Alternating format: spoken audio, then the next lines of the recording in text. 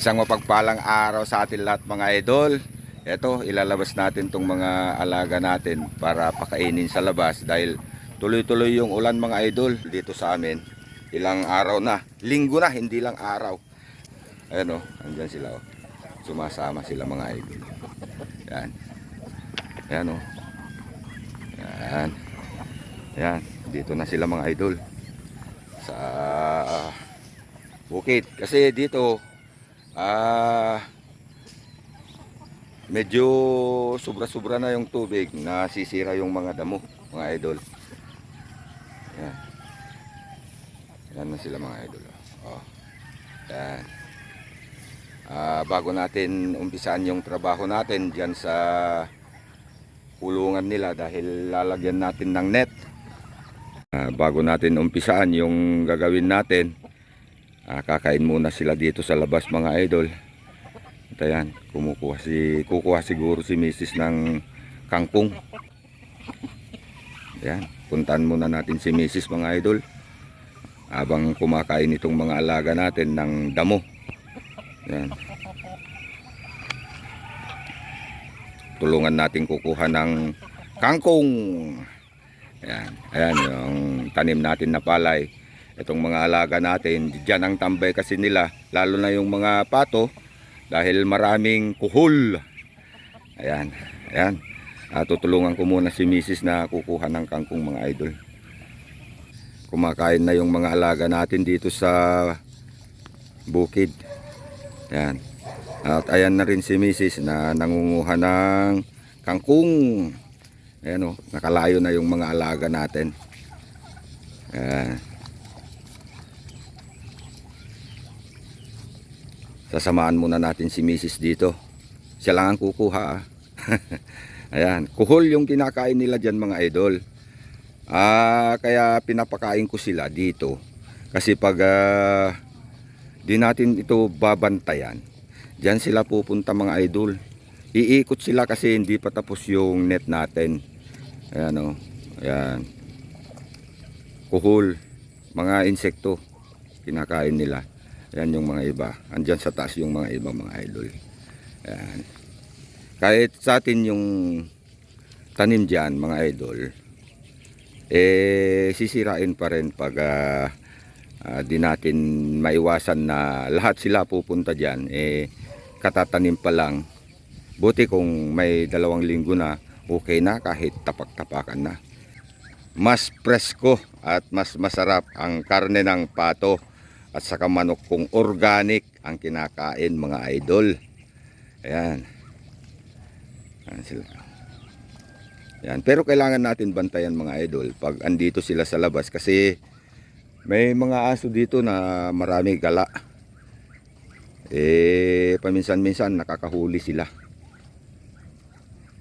Ayan. Ayan.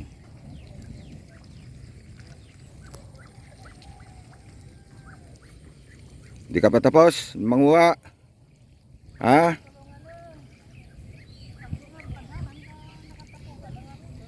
Okay. Yan. Pupunta na tayo dun mga idol. At magtatrabaho na tayo dun sa net. Yan. Ayan lang natin itong mga alaga natin mga idol. Ito yung paligid ng ating alagaan mga idol sa ngayon. Ayan o, nataniman na ng palay. Yan. Hanggang dito mga idol. Ayan mga idol. Ito, itutuloy na ulit natin itong mga ginagawa natin dito sa ating alagaan. Ayan, bumili ako ng net para maiayos na natin itong mga marami ng sira. Katulad ng mga ayan, marami ng butas kaya mahirap ng tahiin. Ayan. Pero ito, nalagyan na natin, nailatag na natin hanggang dun sa medyo okay pa. Dun sa banda na ron. Ayan, nailatag na natin mga idol. Ilalak lang natin dito sa baba at saka isasabit natin dyan sa taas. Yan, yung mga inilagay natin na puste. Yan, ito yung gagamitin natin panglak sa baba mga idol. Ito yung sanga ng kawayan, ganyan. Ilalak natin mga idol. Katulad nito mga idol, nakalak na itong pinakadulo niya. Yan, para hindi mabunot. Yan, kahit kuan. At saka para hindi makapasok kung mayroon man ahas dito sa ngayon, dahil umaagos yung tubig sa baba. Hindi makapasok mga idol. At saka pag nakapasok man, hindi basta-basta makalabas na. Ayan, ilalak lang natin mga idol. Yan yung binili natin na net mga idol. 90 feet. Sobra-sobra na yan. At pwede natin gawin sa iba yung mga hindi natin gamit. Ayan, lalak muna natin mga idol. Kasi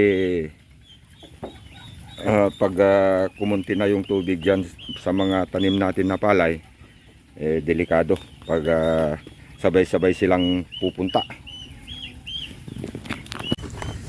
Ganito lang paglagay natin mga idol, yung sanga ng kawayan, nalagay natin dito sa butas niya at saka ipapako natin mga idol.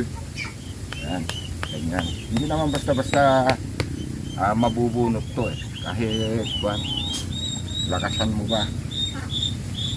At saka pag tumatagal naman to mga idol, natatabunan na ng lupa. Ayan.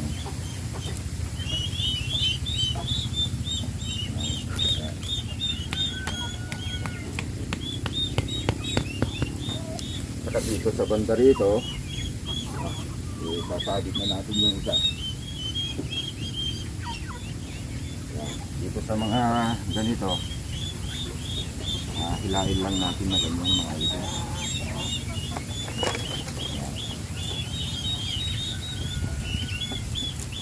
Para pag may pumasok na ahas o anuman, hindi na basta-basta makalabas at hindi naman basta-basta makapasok mga idol pag ganito. Maliit na ahas pag nakapasok na.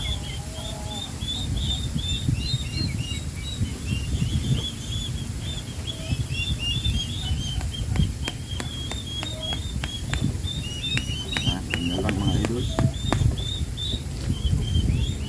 Para matapos na natin to, para umpisan natin yung mga pagtatanim natin ng gulay. Kasi yun na, pag wala lang tayong trabaho, yun, andito tayo sa bukid.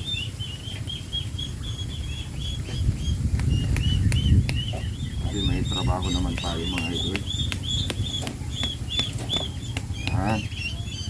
Ganyan lang mga idol, maglagay.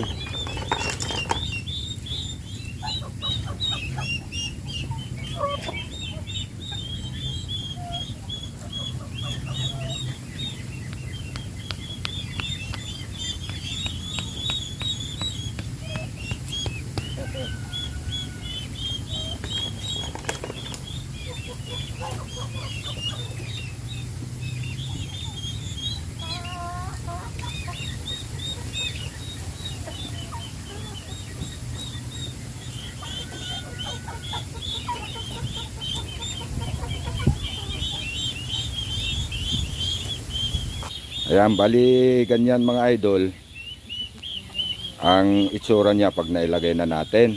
Ayan, ganyan. Hanggang dun sa bandaron. Ayan.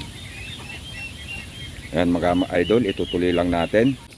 Ayan, naikabit na natin yung net natin mga idol. Ayan o. Ayan. Pero hindi pa lahat tapos. Itong banda rito natapos na natin. Diyan din ang susunod mga idol. Yan yung gate na gagawin natin. Yan. Yan, at pinakain na rin natin tong mga alaga natin mga idol.